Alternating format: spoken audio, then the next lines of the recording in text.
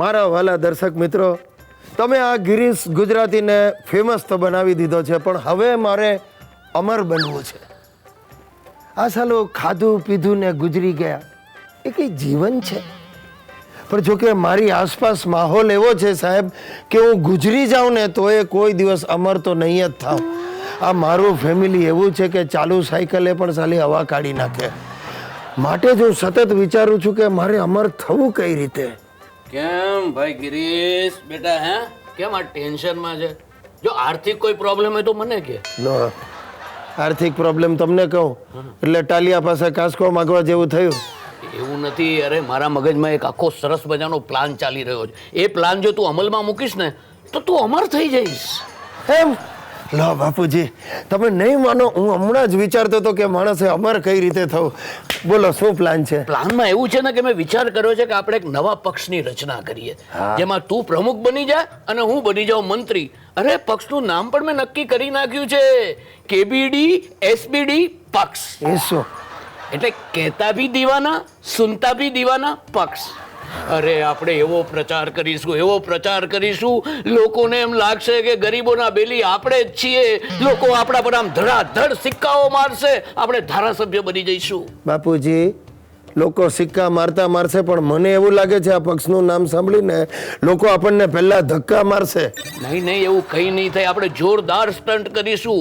અરે અમિતાભને બોલાવીશું ને ઓફિસનું ઉદ્ઘાટન કરાવીશું. એક મિનિટ, અમિતાભ બચ્ચન આપણા પક્ષનું ઉદ્ઘાટન કરવા આવશે? અરે નહીં, અમરેલીનો પેલો ડુપ્લિકેટ અમિતાભ એ મારો દોસ્ત છે, એને અહીંયા બોલાવીશું ને આપણી ઓફિસનું ઉદ્ઘાટન કરાવીશું. પણ ઓફિસ છે ક્યાં તે ઉદ્ઘાટન કરાવીશું? અરે વડના ઝાડ નીચે ઓલો હોટલો છે ને ત્યાં આપણે ઓફિસ બનાવીશું.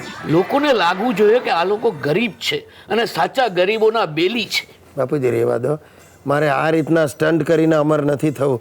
મારે તો ખરેખર લોકોની સેવા કરવી છે. અરે મારી પણ એ જ ઈચ્છા છે કે લોકોના હૃદયમાં આપણે સ્થાન પામીએ.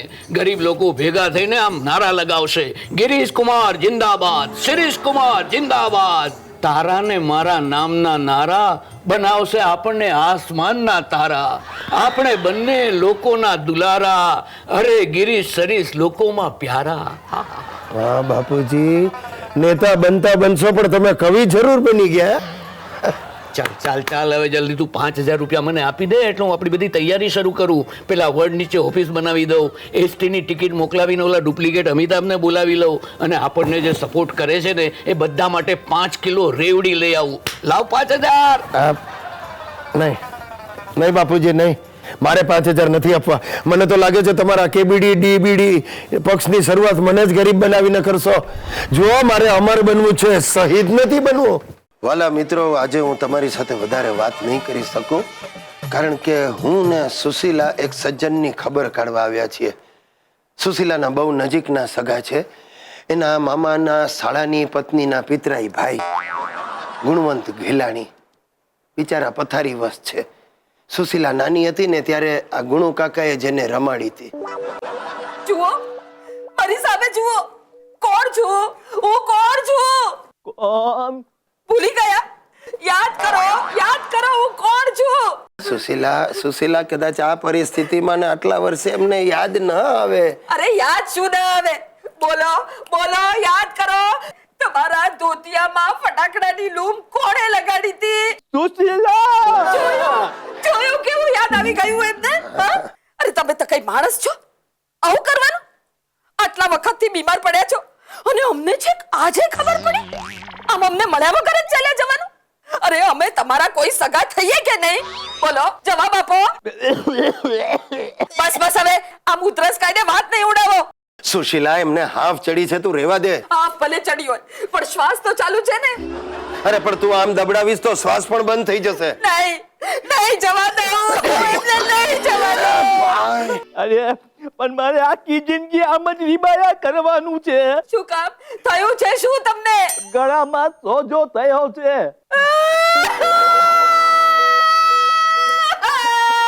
અરે પણ હજી જીવું છું. કેમ કરતા ને સોજો આવ્યો તમને?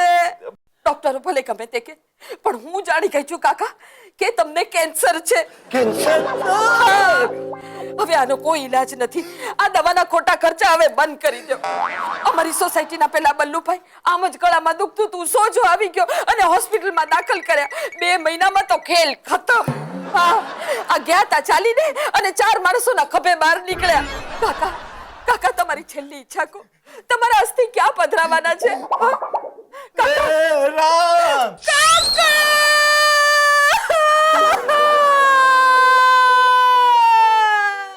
જોયું સાહેબો, સુશીલા જેની ખબર કાઢવા જાય એ ગયો જ સમજો.